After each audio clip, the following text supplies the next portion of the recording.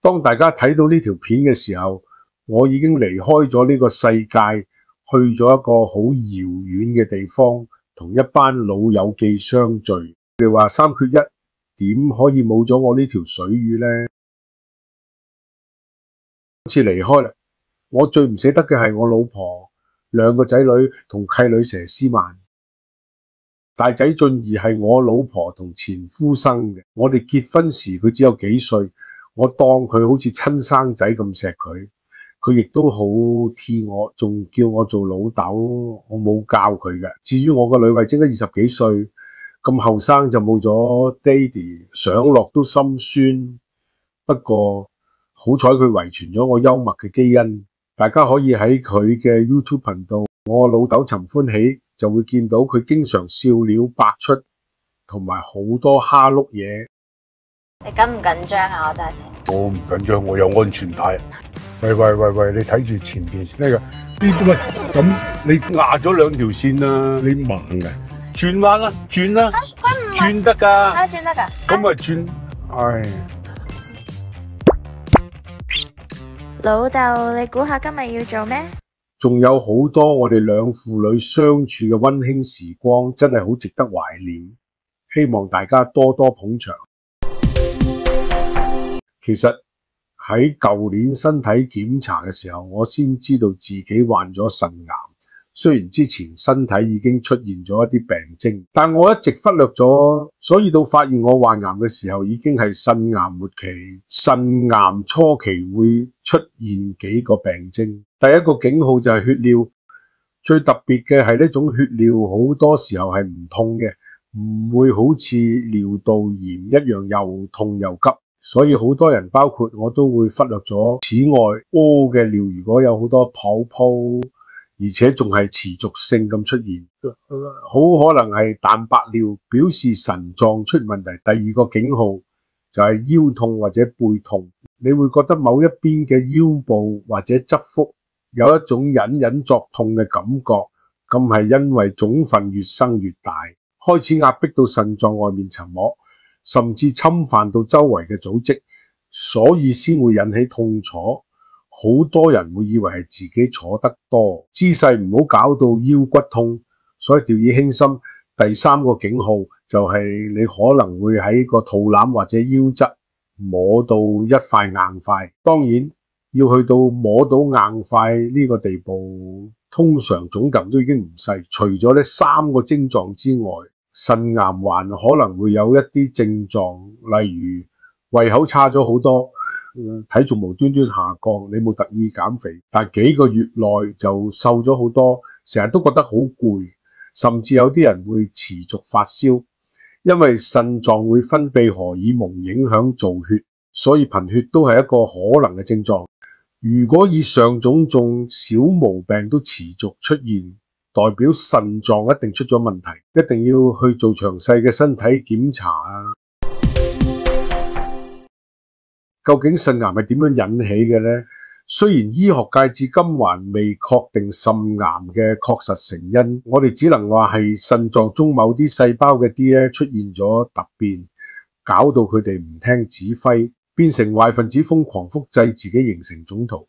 不過經過大量研究，專家已經鎖定咗幾個好重要嘅風險因素。如果你有以下呢啲情況，咁你患上腎臟癌嘅機會就會比其他人高啦。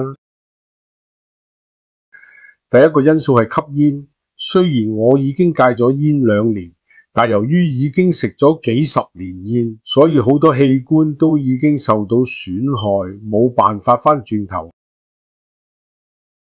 第二個因素係同飲食習慣有關，一係食得太鹹，一係食得太甜。太鹹嘅話，吸收過多嘅鈉會損害腎臟；太甜嘅話，令血糖指數升高，亦都會損害腎臟。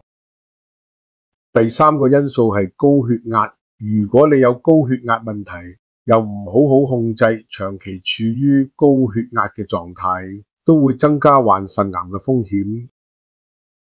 除咗呢啲生活習慣之外，有啲因素係我哋比較難控制嘅，就係年紀越大，風險就越高。如果不幸患上腎癌，有咩治療方法？腎癌嘅治療以手術切除為主，早期患者透過部分或者全腎切除術就有機會治癒，晚期或轉移性腎癌則採用標藥物及免疫療法以控制病情。此外，眼動治療、放射治療等可用於特定情況，治療方案需依據種同分期、病理類型及患者整體健康狀況個別化制定。